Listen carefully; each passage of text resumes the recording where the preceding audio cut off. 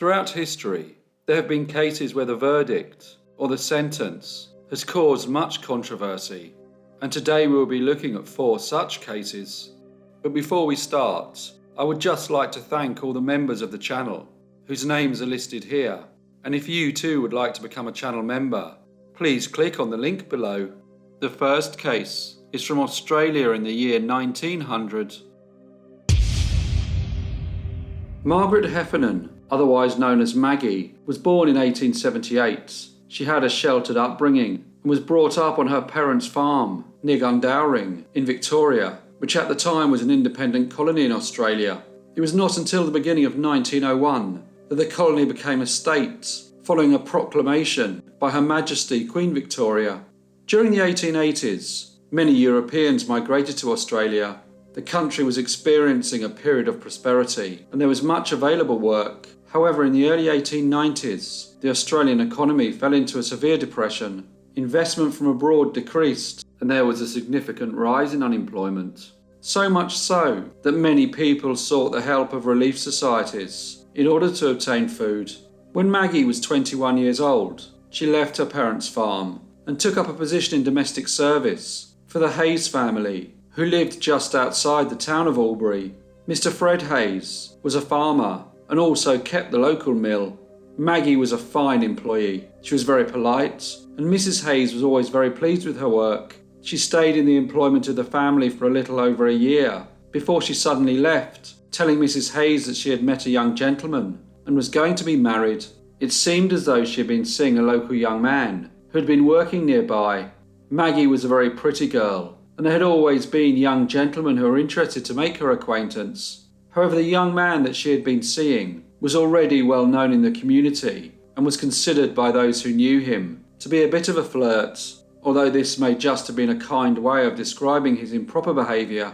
Maggie, however, did not get married, and a few months later returned home to live with her parents. Her mother soon became concerned for Maggie's health. She certainly did not seem herself, so after a few days, Mrs. Heffernan called the local doctor. He determined that she was suffering from physical weakness and needed to rest. However, Maggie was in the early stages of pregnancy.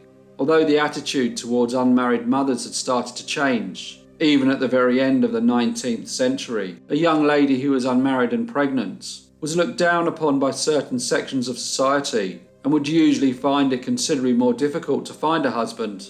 Maggie continued to live with her family and managed to keep the pregnancy a secret. When she was around 7 months pregnant, she suddenly left. She went to Melbourne to apparently meet the father of her unborn child, who she now thought was going to marry her. However, when she arrived, she learned that he had just given her a false address and a false hope of becoming a respectable married lady. She did not want to go back to her parents' house and explain the situation for which she now found herself.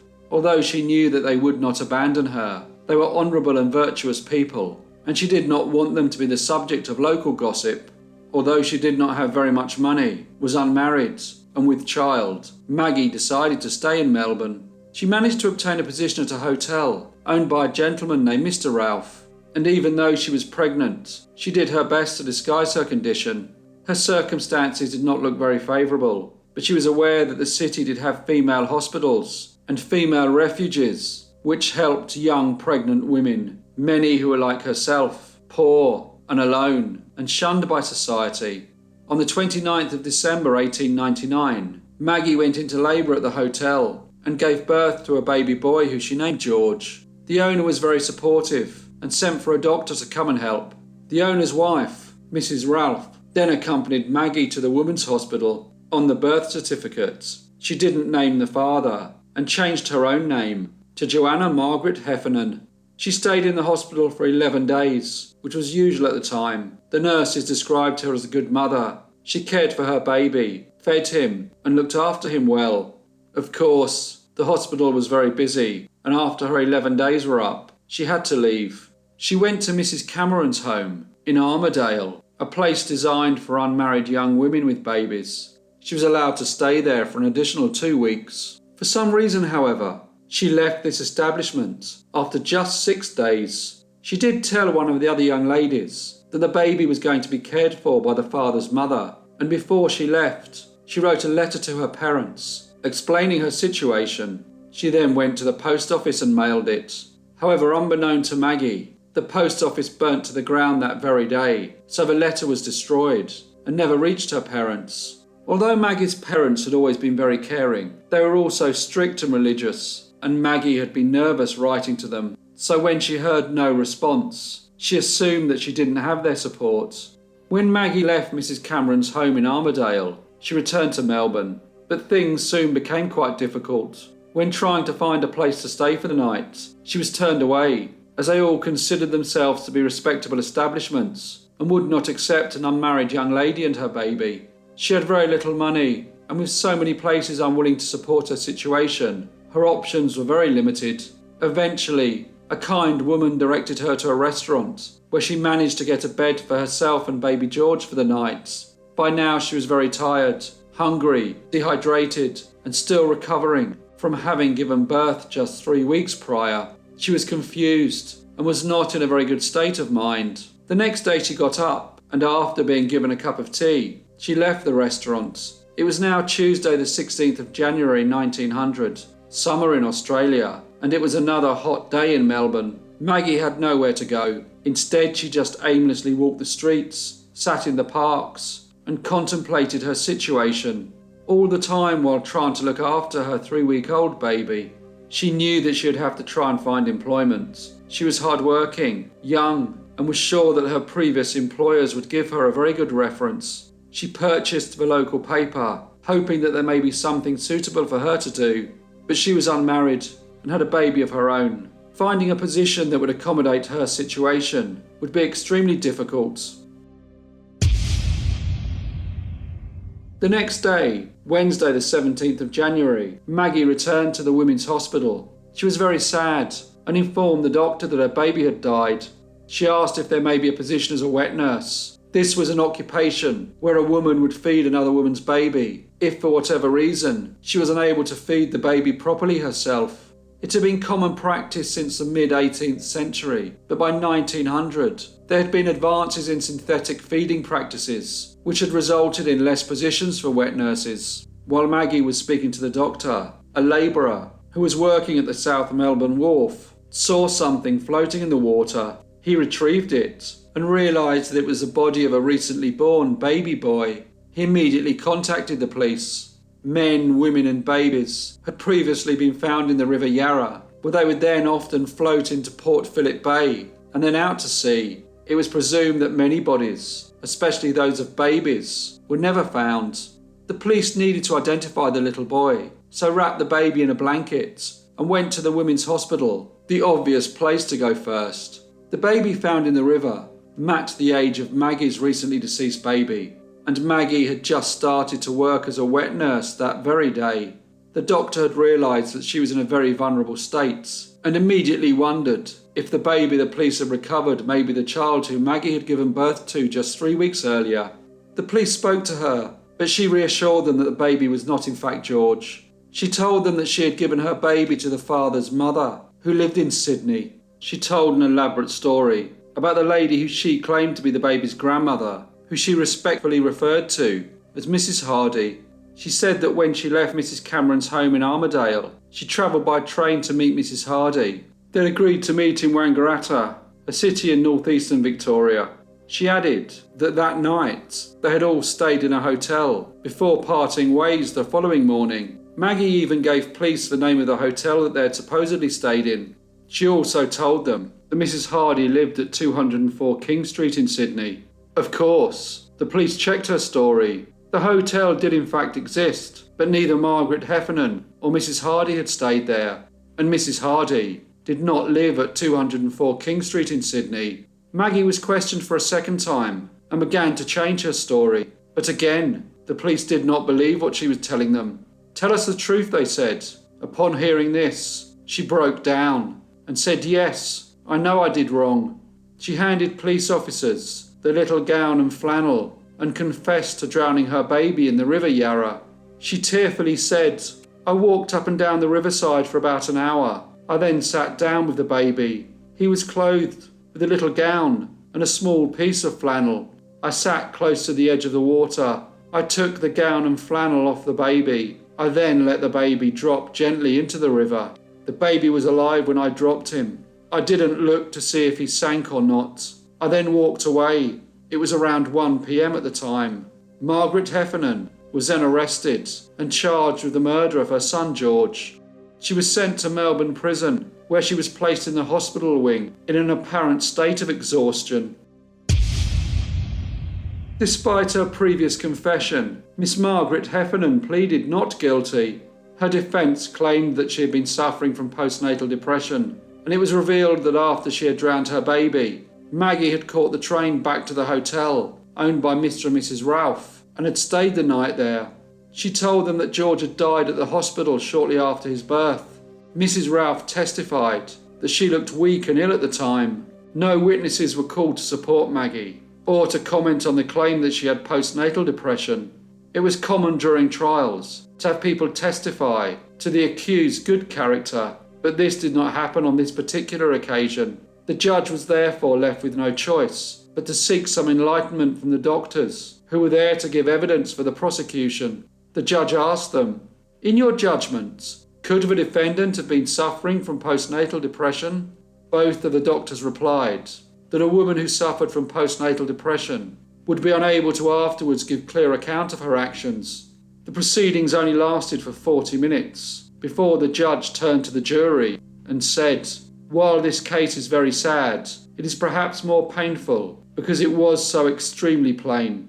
The issue you, the jury, have to deal with is whether or not the accused woman intentionally took her child to the river to drown it. If the young woman intentionally dropped her child into the river, she is guilty of the charge of murder." When Dr. Stalwell was asked whether she would be able to state what had occurred if she had been suffering from a temporary mania to which women were liable, the doctor had answered that she would not. Yet here was her description of the whole of her movements at the time of the crime.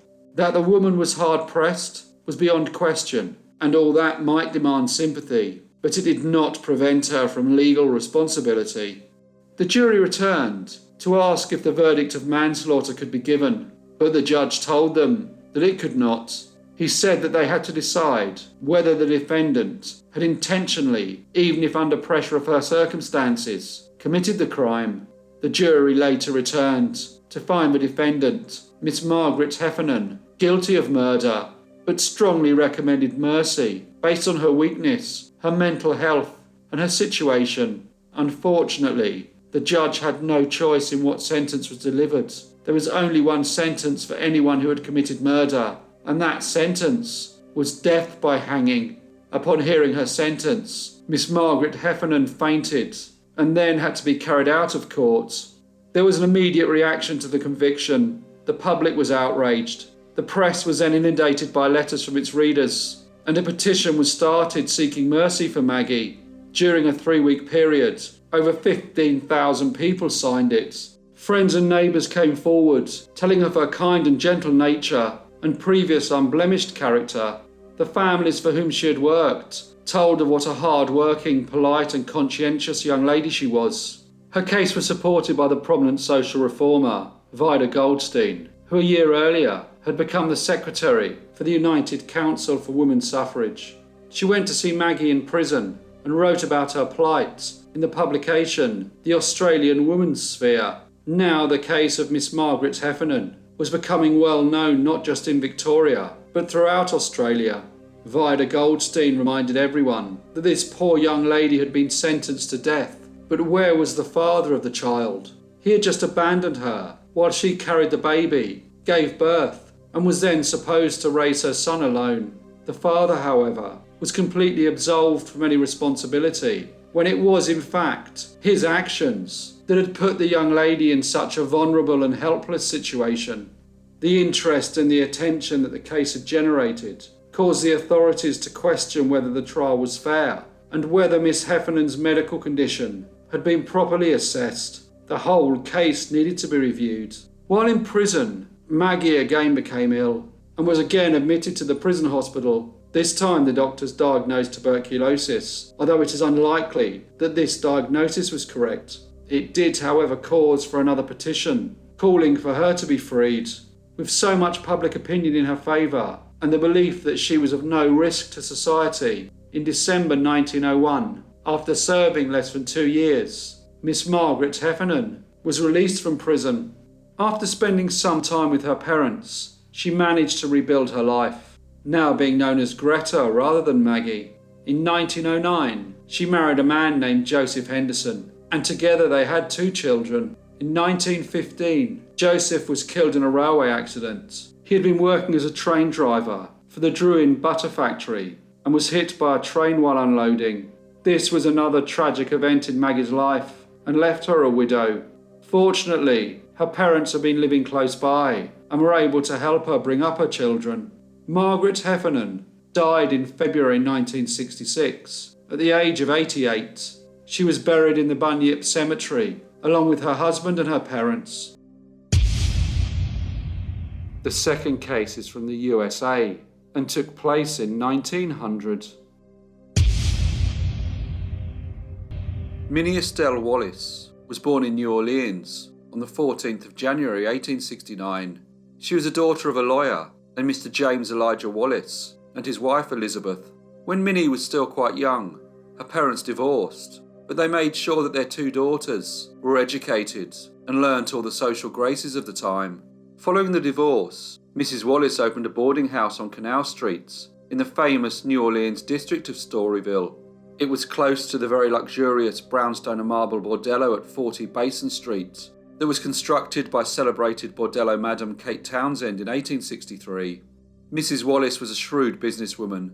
Both her daughters grew into very beautiful young ladies, and as their reputation spread throughout the city, she encouraged them to sing and play the piano to her guests. New Orleans was a bustling city. By the mid-19th century, the port had become the 3rd largest in the country, behind the ports in New York and Boston, and by 1880, the city's population exceeded 200,000, making New Orleans the 10th largest city in the United States.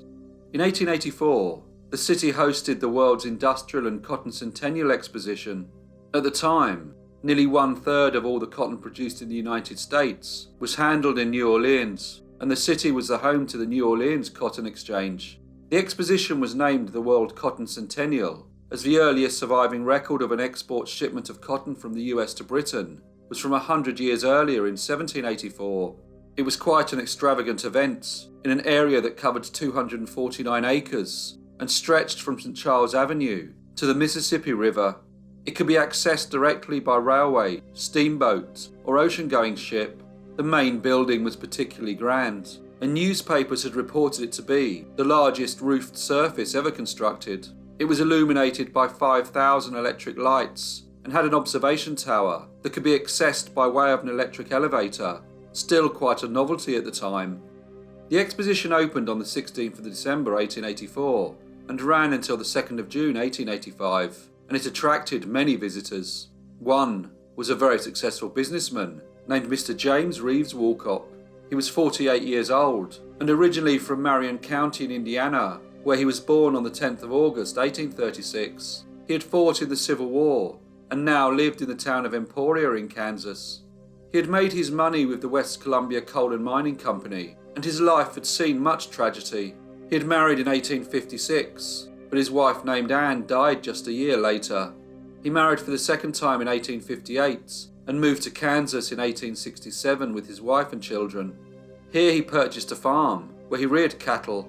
He was also involved in railroad contracting and bought and sold grocery stores. His investments had made him very wealthy indeed. Around 1880, the family had moved again, this time to a town of Emporia. Here he became president of the council, and this meant that he would act as the town's mayor whenever the elected mayor was away. Tragically, his second wife named Hannah died on the 1st of May 1884, leaving him a widower for the second time. However, he had always been known as a gentleman who throughout his marriage had frequently entertained other women, visited prostitutes, and had a mistress many years his junior. Mr. James Reeves Walcott travelled to New Orleans in December 1884 to visit the World's Industrial and Cotton Centennial Exposition. He was accompanied by a gentleman named Mr. Eben Baldwin. They had been told by a man they by chance had met in Baton Rouge that once in New Orleans, they should stay in a boarding house on Canal Street in the famous Storyville district. He told them that it was owned by a lady named Mrs. Wallace, who had two extremely beautiful and very talented daughters. The two gentlemen each took a room at Mrs. Wallace's boarding house. They soon met Minnie and Dora, and straight away, Mr. James Reeves Walcott seemed to be somewhat besotted by Minnie. He told Mrs. Wallace that he would like to marry her daughter. It was not the first time that a gentleman had asked to marry one of Mrs. Wallace's daughters. They had become so well known for their beauty that men would come from far and wide to ask for their hand. A judge named William T. Houston had asked Mrs. Wallace if Minnie could live with him and his wife, an offer that Mrs. Wallace had politely declined. However, Mr. James Reeves Walcott was a determined character and was used to getting what he wanted. When he returned to Emporia, he wrote to Minnie. 4 months later, he returned to New Orleans, on the pretext that his daughter Elizabeth wanted to visit the exposition. They took rooms at Mrs. Wallace's boarding house on Canal Street. Mr. James Reeves Walcott again asked Mrs. Wallace if he may marry her daughter. He told her that Minnie would have everything she needed and assured Mrs. Wallace that he would also make sure that she too was well provided for. Mrs. Wallace told him that the decision would be Minnie's. Although Minnie seemed to find the offer of marriage quite agreeable, Mrs. Wallace insisted that before her daughter accept his offer, she and Minnie would first need to visit him in Emporia. They made the journey in July of 1885, and Mrs. Wallace was very impressed by everything she saw. The grand house with its fine furnishings. It certainly seemed that Mr. James Reeves Walcott was indeed a very wealthy and successful gentleman. Minnie agreed that she would marry him. He wanted them to be married straight away, but Mrs. Wallace told him that he would have to wait. She was anxious that her sister should be able to attend the wedding, so suggested that it took place in Cincinnati. This seemed like an acceptable compromise, but they were soon informed that as neither the bride or groom were residents of Ohio, they would be unable to marry there.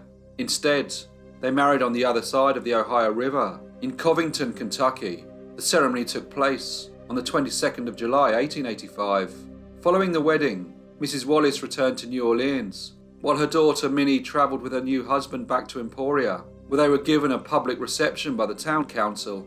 Mr. James Reeves Walcott was true to his words. Minnie wanted for nothing. She was now the lady in a fine house. She had staff, money and privilege, and a husband who adored her. She was, however, soon left to run the household herself, as her husband would spend some days away on business. He was a very prominent figure in the community and had to make sure that all of his investments were in order. He went to the city of Topeka, where at the time there was a rapid increase in property prices, and many real estate speculators were buying lots in the city. He returned to Emporia on Saturday the 15th of August and was greeted by his wife, but later that evening he became quite ill. Minnie sent for a doctor, and Dr. Luther Jacobs duly arrived. Her husband was in much pain, suffering from stomach cramps and being sick. The doctor made up a tonic and then left Mr. James Reeves Walcott in the care of Minnie. She was very attentive, and the following morning he had somewhat recovered. 2 days later, however, on Tuesday the 18th of August, he again became ill and again took to his bed. Dr. Jacobs returned, and by Thursday the 20th he felt much better, so much so that he was able to eat canned oysters, though this did not seem to agree with him, and he again became unwell. Dr. Jacobs returned to the Walcott residence, and by now was starting to think that something untoward was happening. He began to suspect that his patient was suffering from arsenic poisoning. This view was shared by Mr. Walcott's daughters. Like many residents of Emporia, they were suspicious as to why a beautiful 16-year-old would have agreed to marry their father. On Saturday the 22nd of August, his health deteriorated even further, but Minnie was not permitted to see him. It seemed as though everyone believed that she was responsible for poisoning her husband. Later that day, exactly 1 month after they had married, Mr. James Reeves Walcott died. The news of the death of such a prominent figure in Emporia soon spread around the town.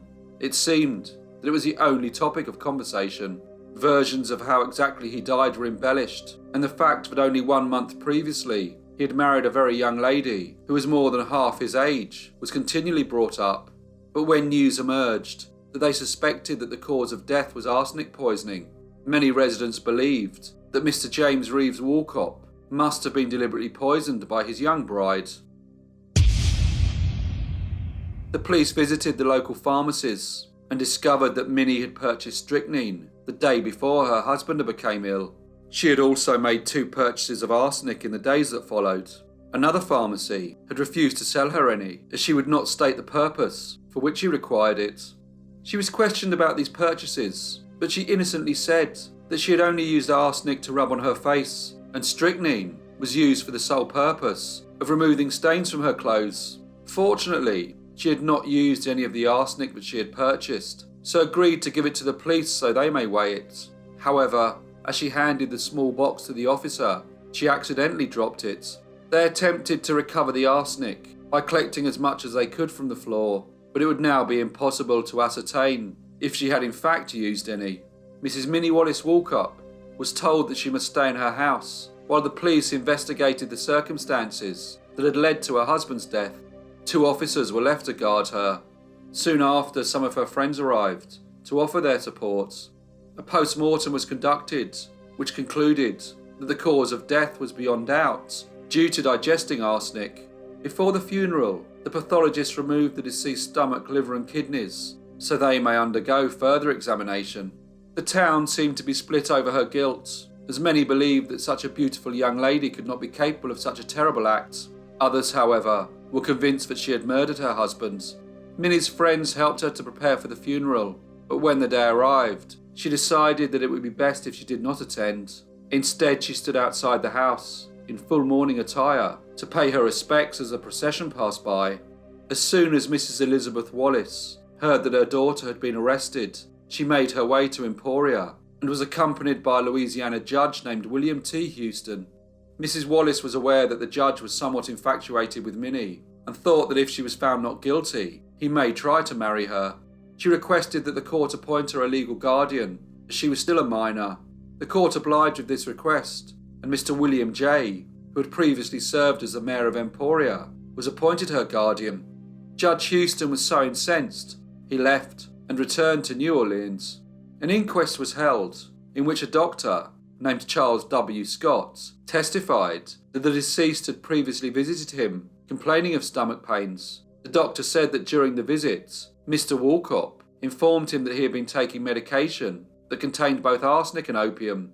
Dr. Scott said that he asked Mr. Walcott why he was taking this, and Mr. Walcott replied that he considered arsenic to be a male enhancement drug. There had been rumours that due to the deceased's promiscuous lifestyle, he'd ingested arsenic, as he believed it to be a cure for various sexually transmitted diseases. However, the autopsy had shown that Mr. James Reeves Walcott had never actually suffered from any such diseases. Following the inquest, it was concluded that the cause of death was arsenic poisoning, and Mrs. Minnie Wallace Walcott was charged with murder. The trial of Minnie Wallace Walcott began on the 19th of October 1885 and was a sensational affair. A prominent businessman, dying of arsenic poisoning exactly 1 month after marrying a beautiful young lady, more than half his age, was always going to sell newspapers, and the interest was not confined to Kansas and Louisiana. The whole country seemed to want to read about the events that were unfolding in Emporia. Over 300 people packed into the city's largest courtroom, with hundreds more gathering outside. And the trial did not disappoint the journalists, who were anxious to embellish an already fascinating story. The defence offered a simple argument. Mr. James Reeves Walcott was known to be a gentleman who frequently ingested arsenic, and this had eventually led to his demise. Although this was their defence strategy, the autopsy had already revealed that the deceased had shown no signs of arsenic addiction. The prosecution case was very straightforward. The defendant had purchased both strychnine and arsenic and poisoned her husband. Although he had always been considered a respectable gentleman, now the life of Mr. James Reeves Walcott was paraded in front of the courts. His visits to brothels and bordellos, and his fear that he may have contracted a sexually transmitted disease. Prostitutes gave evidence, as did doctors, who claimed that he had told them he was addicted to arsenic, and there were pharmacists who claimed that he had purchased arsenic from them. However, none of these witnesses were from Emporia, and it seemed strange to many that Mr. James Reeves Walcott only seemed to have been reliant on arsenic pills when away from his home. There was absolutely no record of him ever buying arsenic from any local pharmacy. Mr. William J., who the court had appointed as Minnie's guardian, had put up $4,000 for her defence. She found it very easy to charm older gentlemen, and William J. was no different. He told the court that in July 1885, Mr. James Reeves Woolcop had visited him in his office, and while there, put some white powder on a knife, before mixing it with a glass of water. He then drank it. Mr. J said that Mr. Woolcop had advised him to clean the knife, as the powder was arsenic.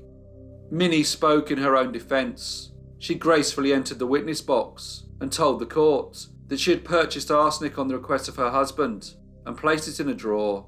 Unbeknown to her, he had instructed a maid to bring it to him, and in his weak condition, did not administer the correct dose. He ingested too much, which led to his death. Her testimony was very emotional, and as she spoke, it was as though the whole courtroom had stopped, somehow captivated by her innocence and her beauty. She seemed to have captured the hearts of the courts, and public sentiment had now very much turned in her favour. When the jury was sent out to consider the case, they deliberated for 52 hours before returning a verdict of not guilty. Many believed that the reason was probably because they did not want to send a 16-year-old girl to her death. One juror later said, "If I had voted for that little girl's conviction, her face would haunt me to my dying day." Minnie inherited $250,000 from her husband's estates, and on the 19th of November 1885, she returned to New Orleans with her mother. As the trial had been so sensationalised in the newspapers, offers came in for Minnie to enter show business, but nothing ever came of this. She settled back into life in New Orleans, and later she started to be seen out with the former Louisiana governor, William Pitt Kellogg, a gentleman some 39 years her senior. She then moved to Chicago, a move that it was believed was paid for by Mr. Pitt Kellogg. In 1897, while in Chicago, she met a gentleman named Mr. John Burden Ketchum. He, like so many men before him, became besotted with Minnie, so much so that he divorced his wife, and he and Minnie got married in a secret ceremony held in Wisconsin. He made a will, leaving everything he owned to his new wife, and just 12 days later, he died. Due to the fact that Minnie's first husband had died of arsenic poisoning, an autopsy was performed. It was concluded that Mr. Burden Ketchum had died due to his addiction to alcohol, and no traces of poison or poisoning could be found. The Ketchum family challenged the will, but Minnie's claim was upheld in courts, and again, she inherited $250,000. Minnie took up poetry and even had a book of poems published, but she had little success as a poet.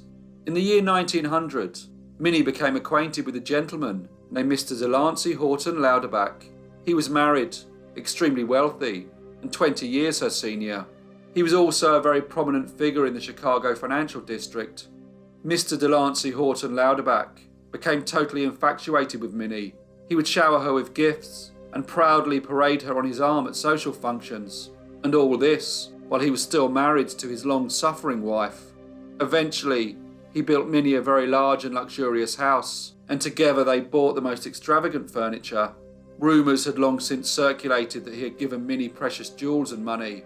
However, Minnie never moved into the house. Instead, she wrote to Mr. Delancey Horton Louderback, informing him that she had moved to London. Her reasons for this were not clear. Minnie stayed in London, and the years passed by. When Mr. Delancey Horton Louderback's wife died, he sent Minnie a telegram asking her to return to America so they could be married. Minnie did not return. Instead, she sent a brief reply informing him that she had married a British Army captain. Not long after receiving the message from Minnie, Mr. Delancey Horton Louderback was dead. A post-mortem revealed that his death had been caused by cyanide poisoning. It was unclear whether this was suicide or murder. When his will was read, it was revealed that 25% of his estate had been left to Minnie Wallace Woolcop. Mr. Delancey Horton Louderback had died in Chicago at a time when Minnie was living in London. Although she could not have directly had any part in his demise, speculation mounted that she may have had an accomplice who could have poisoned him. However, no charges were ever brought against anyone in relation to his death. Minnie eventually returned to America and lived out her life in relative anonymity, using the name Estelle Minnie Keating. She died in San Diego on the 10th of May 1957 at the age of 88. The third case is from the Canary Islands and took place in the early 20th century. The Canary Islands have belonged to Spain since the late 15th century, but due to their strategic location, have a long history of conquest and have at one time or another been occupied by France, Portugal, Holland and Britain. They are located in the Atlantic Ocean, 62 miles from the northwest coast of Africa and 870 miles from the Spanish mainland. In total there are 8 main Canary Islands, the largest of which is Tenerife, followed by Fuerteventura and then Gran Canaria. They were known to be the last port in Europe and became established as an indispensable Spanish base for ships on their way to the Americas. Spanish galleons, traders and conquistadores were frequent visitors, and the trade routes brought the island great wealth. Soon they were attracting merchants and adventurers from all over the continent. Paul Einstein was one such visitor. He was not from the islands or from the Spanish mainland. Paul was in fact German, having been born on the 8th of October 1891 in Braunschweig, a small city in north-central Germany. His family were conscientious, law-abiding members of the community, although considered to be working class. His father came from the village of Amarid in Alsace and worked as a locksmith. His mother had a hard upbringing and had been widowed at a young age before she married Paul's father. She mainly stayed at home to look after the small house and care for the children. In the early 20th century, the German economy was growing, and this led to significant demographic changes. Between 1875 and 1910, the population of Berlin doubled, and other cities like Munich, Düsseldorf and Frankfurt grew rapidly. By 1912, there were 15 German towns with populations over 100,000. In 1871, there had only been 8. By the time Paul reached the age of 15, 60% of German people lived in towns or cities. When he finished his education, Paul also moved. He settled in Hanover, a large city, just 67 kilometres from Braunschweig. Here there were far more work opportunities, and he soon found employment, working as a typographer. He took rooms in a guest house at 14 Liebestrasse Road, and quickly got to know his way around. He was well liked, and seemed to get on well with everyone.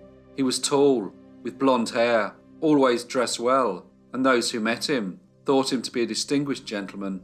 They would not have believed that he had experienced such a humble upbringing amongst the German working class.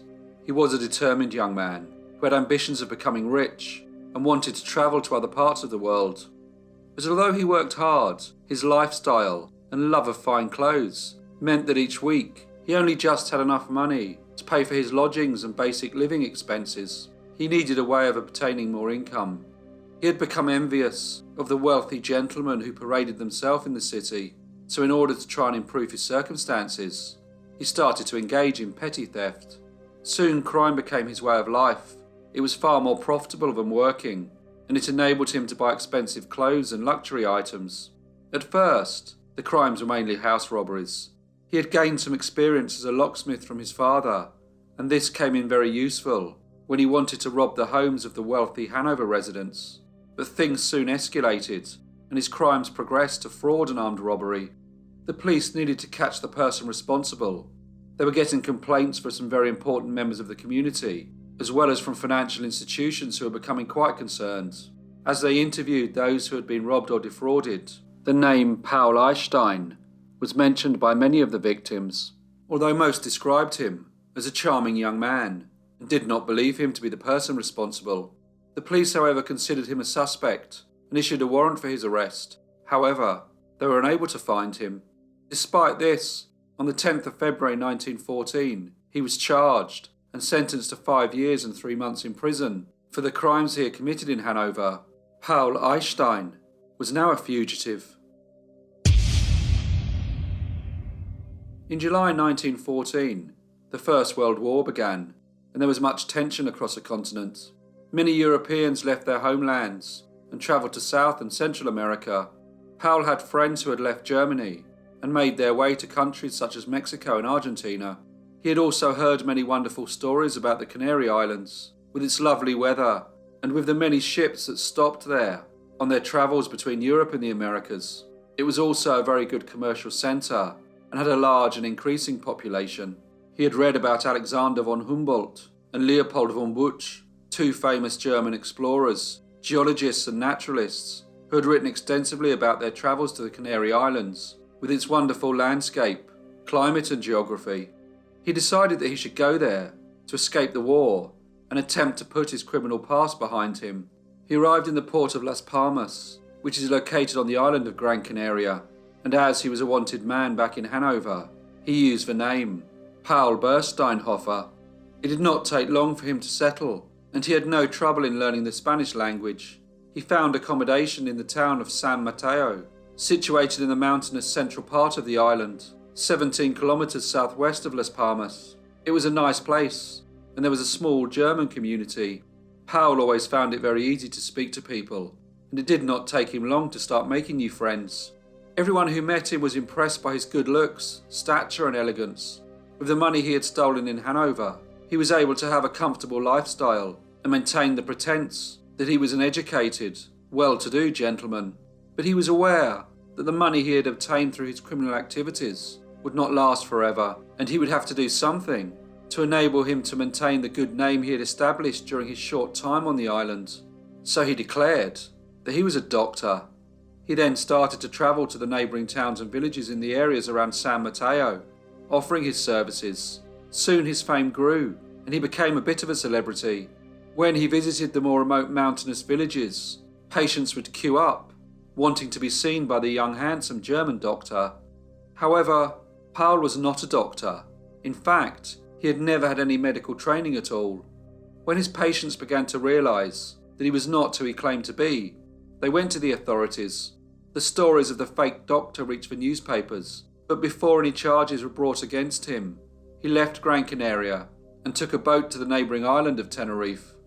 Here he stayed in the Hotel Colón in Santa Cruz. It was August and very hot, but Paul stood out as he was always overdressed and wore valuable jewellery. He also gave out presentation cards, calling himself Pablo Rodriguez. The hotel owner became suspicious and reported him to the German consulate. 2 weeks after arriving in Tenerife, Paul Einstein, or Paul Bernsteinhofer, as he liked to be known, was officially expelled from the island. Realising that he needed to keep a low profile, Paul decided to visit the other islands. But as people's attentions were focused on the war, they soon forgot about the fake doctor, and Paul was able to go back to Gran Canaria. Dr. José Ezequiel Navarro was a 50-year-old Spanish pharmacist with a degree in chemistry. He was originally from Valencia, but had lived for many years in Cuba. He had been a very successful gentleman and had accumulated much wealth.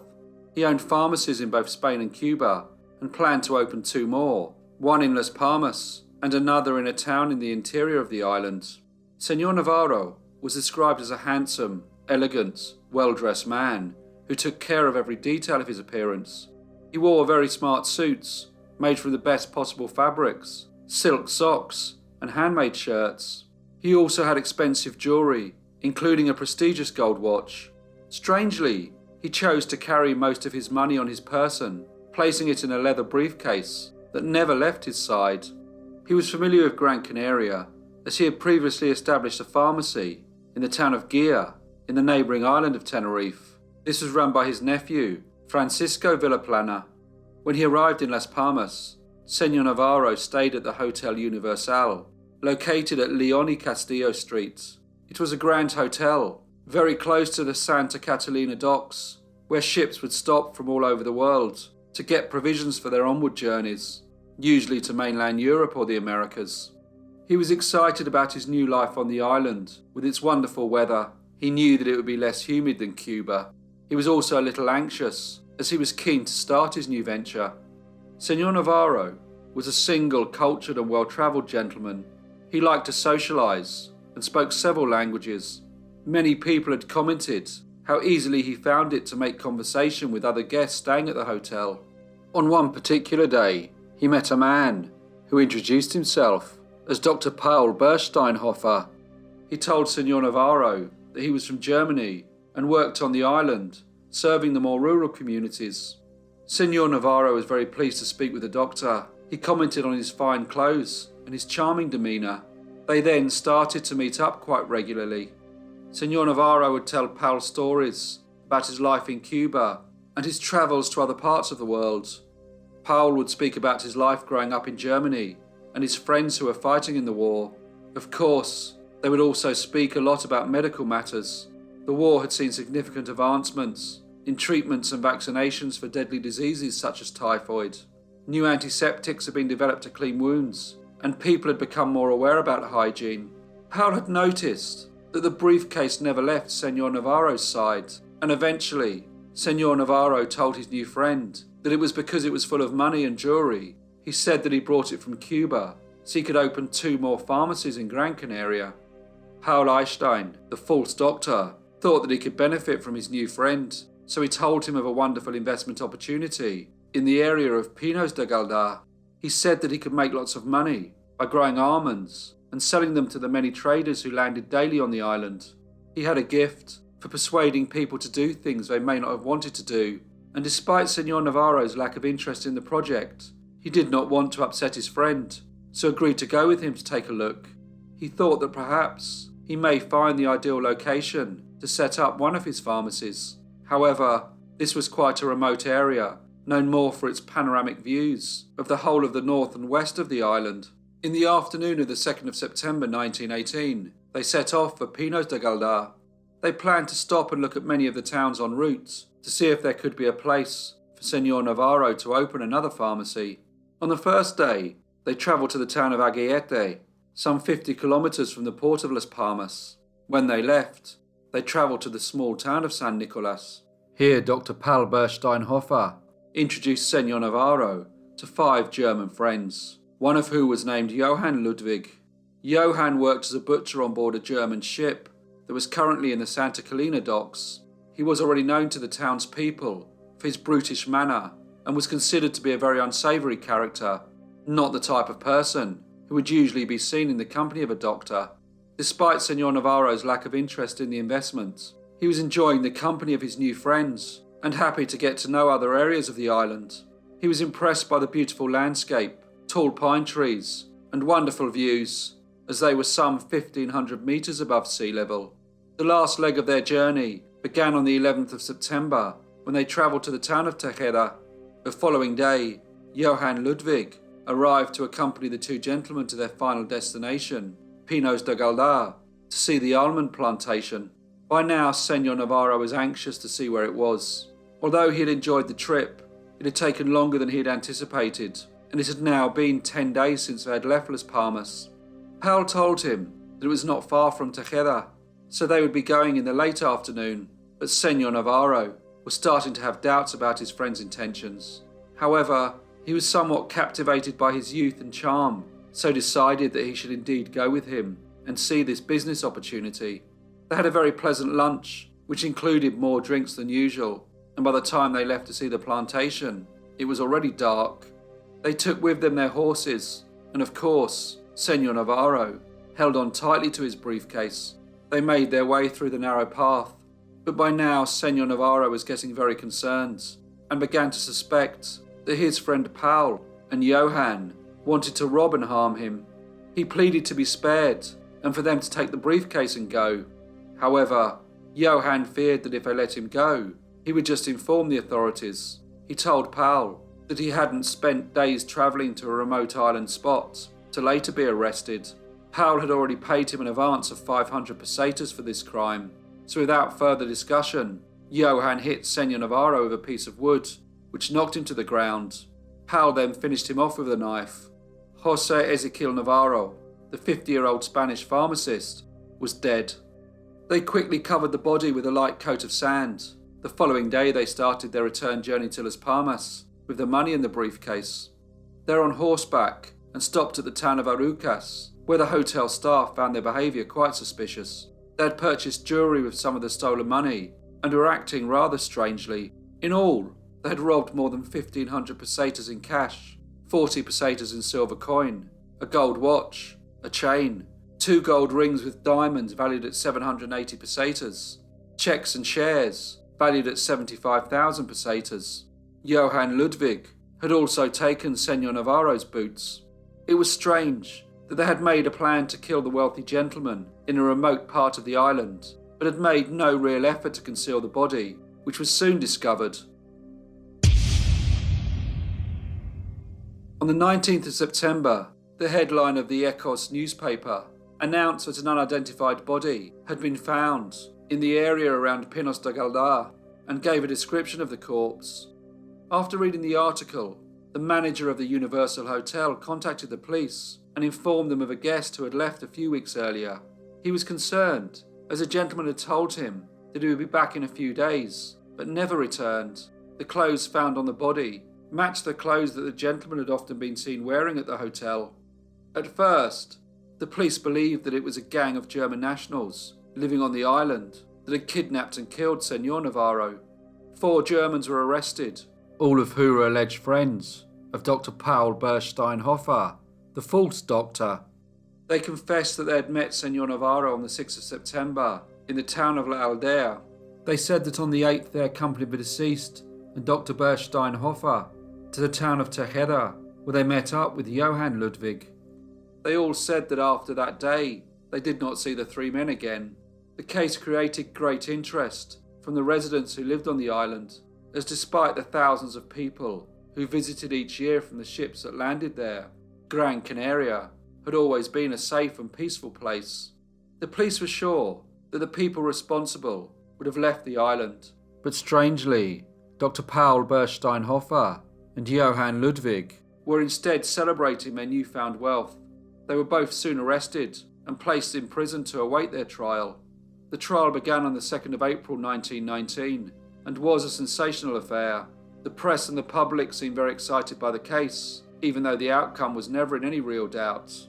Paul was charged under the name Paul Einstein. Both men were found guilty of the murder of Senor José Navarro and were sentenced to death. These sentences were later commuted to life in prison. However, they did not serve their sentences, as just a few years later, both men were freed for reasons unknown. They then left the island. All the stolen goods that were recovered were passed on to the family of the victim. The final case is from 19th century England. Elizabeth Martha Clark, known to everyone by her second name Martha, was born in 1811 in the English county of Dorset. At the time of her birth, England had a population of just over 10 million people, most of who were relatively poor. Only a small minority were wealthy and lived a luxurious and lavish lifestyle. Her father, named John, worked as a farm labourer and a dairyman, and travelled throughout Dorset working on different farms, while her mother took care of the children. Martha's childhood was in some ways idyllic, living in the country surrounded by nature, but her family was poor, and like many children born in the early 19th century, she did not go to school, so was unable to read and write. She did, however, grow up to be a very pleasant and polite young lady, and in 1831, when she was 20 years old, she married a 39-year-old widow named Barnard Byrne. Barnard worked as a butcher, and the couple lived in the small Dorset village of Powerstock. Barnard's first wife was the illegitimate daughter of a relatively well-off gentleman, and she had inherited a quite large property from her father. Sadly, she had died, so the property now belonged to Barnard. Barnard also had 2 children from this marriage, a daughter named Eliza and a son named James. Martha seemed happy. She was a very attractive young lady and kept their home very tidy. Barnard was known to be a very pleasant and hard-working gentleman. In December 1832, Martha gave birth to the couple's first child, a boy, who they named Barnard after his father. 14 months later, in February 1834, she gave birth to their second child, another son, who they named William. Tragedy, however, seemed to follow Barnard Byrne, and in March 1835, both children died. The cause of their death was not documented, but many children at the time died as a result of diseases such as cholera and smallpox. This was followed a few months later by the death of his son James by his first marriage. Life had been particularly difficult for Bernard. His work started to suffer, and he and Martha left the house where they had experienced so much misfortune. His health, however, was not good, and in 1842 he died, leaving Martha the modest sum of £50 in his will. Following her husband's death, Martha moved away from the village and took a position as a housekeeper in a property of a wealthy landowner. While working in the property, she became acquainted with a young gentleman named John Brown. John's father worked as a dairyman on the farm that was owned by the wealthy landowner, for whom Martha kept house, while young John worked as a shepherd. He was tall, slim, and handsome, and 19 years younger than Martha. She, however, was still considered very attractive, and gentlemen would acknowledge her when she was out in the shops or walking in the streets. John and Martha started courting, and it did not take long for the local people to start talking about the couple.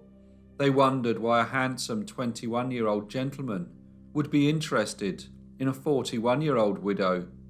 But on the 24th of January 1852, John and Martha were married. Although Martha was not wealthy, she had been left £50 from her first husband and had saved some of her earnings while working as a housekeeper. Many people would say that young John had only married her as she had money, so in order to escape all the local gossip, the couple moved to Birdsmoorgate in the Marshwood Vale. They opened a shop that sold small household items such as soap and candles. Martha bought John a horse and cart so he could go into the larger towns and buy goods that they were able to sell in their shop. He would also transport heavy items for people from one place to another. It was a good business and gave them a nice income. Although it seemed like things were going well for the couple, their marriage soon started to have problems. John's work meant that he would sometimes have to stay away from home, and Martha had to spend her days in the shop.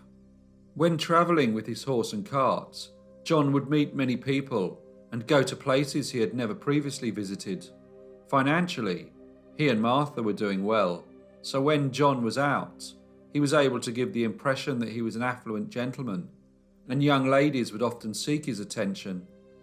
One of the young ladies who caught John's eye was the wife of his neighbour. Her name was Mary Davis. She was quite taken by the tall, handsome young man. She had thought it strange that he had married a lady twice his age, and as she was in her own unhappy marriage, she was thrilled when John started to pay her particular attention. It did not take long for rumours to spread throughout Birdsmoorgate that John Brown and Mary Davis were involved in an improper relationship. Martha did not like to be the subject of local gossip. She would see most of the people who would talk about her when she served them in her shop. She and John would regularly argue, and whenever he came home late, she would accuse him of being with Mrs. Davis. He started to drink more, and when he did, he would sometimes beat his wife.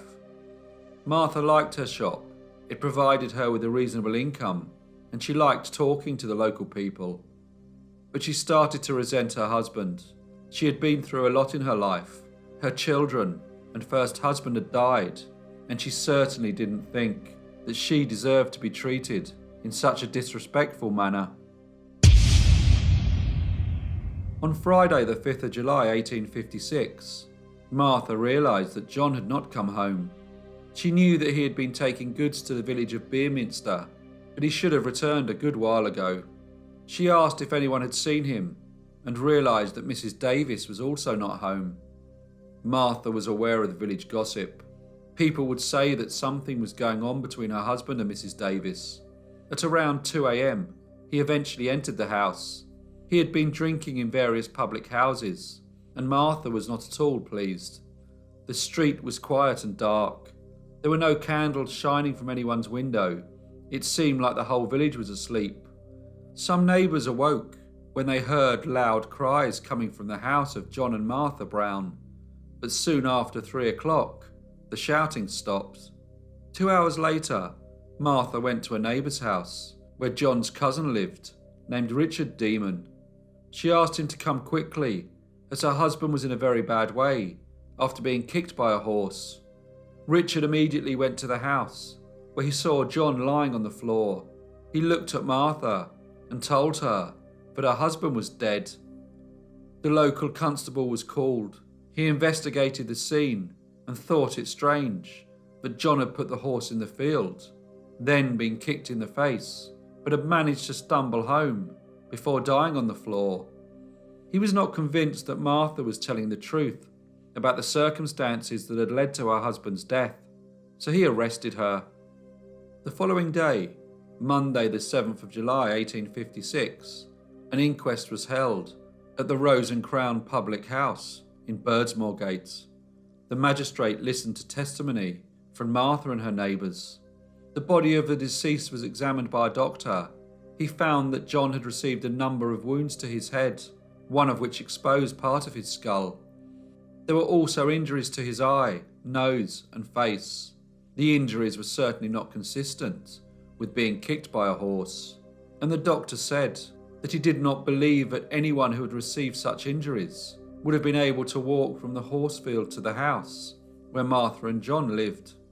Following the inquest, Martha Brown was charged with murder.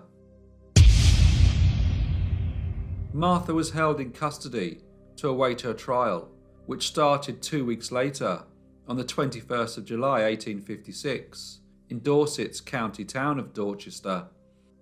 Martha told the court that her husband had been kicked in the face by a horse, but all the evidence presented by the prosecution undermined her story. Witnesses stated that John had been in Beerminster and on his return had stopped for a drink in a couple of public houses. They told how Martha and John had a problematic marriage and often had loud arguments that were heard by neighbours. Richard Demon testified that he was awoken at 5 a.m. on Sunday the 6th of July by Martha Brown. He went to her house, where he saw her husband lying dead on the floor. He said that Martha told him that when she opened the door, her husband was in a bad way and could only say, "The horse." She carried him through the shop and into a room next to the kitchen. He added that Mrs. Brown had no blood on her shirts, and he saw none by the door or in the shop, only in the room where John was lying. He said that Mrs. Brown had tried to cover the wounds with a handkerchief. The police also found no blood leading from the field to the house. They did find John's hat close to the gates, but wondered if that had been placed there. The trial only lasted for 1 day, and at 6 p.m. the jury was asked to consider the verdict.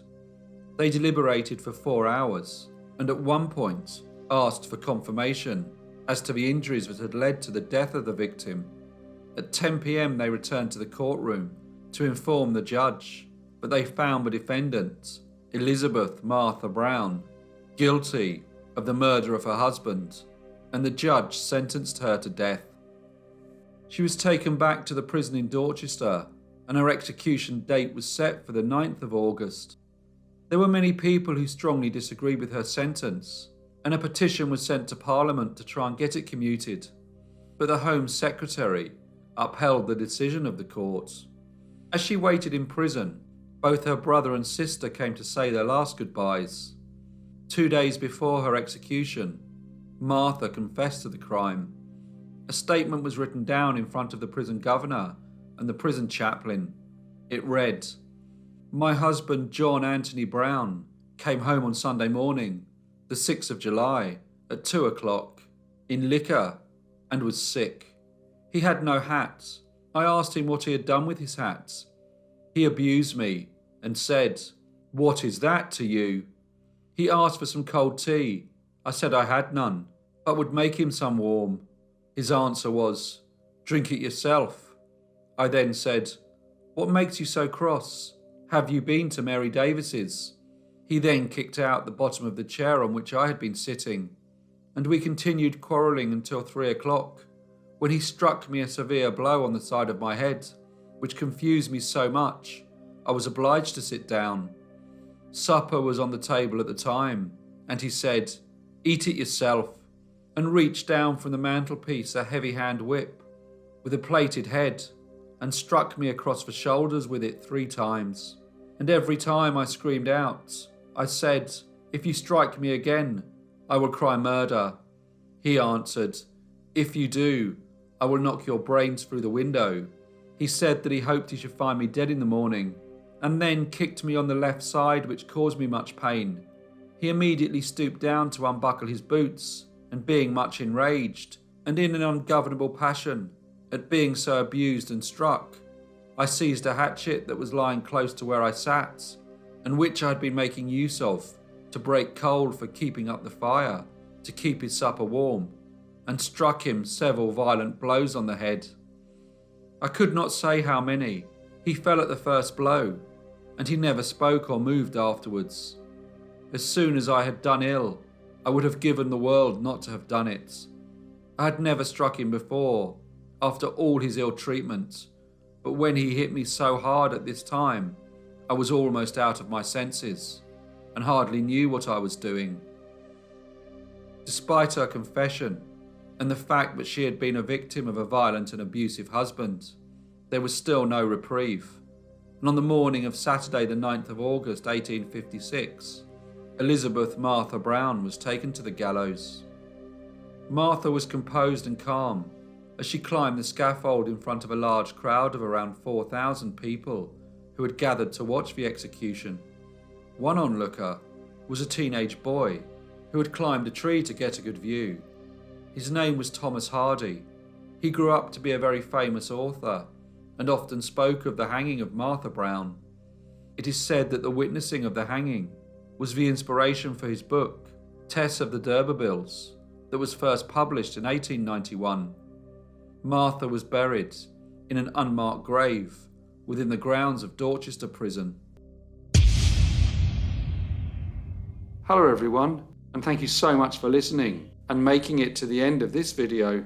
I would really like to know your feedback and comments as to whether you think the verdicts and sentences were correct in these cases. And I hope to see you all again next week for the next brief case.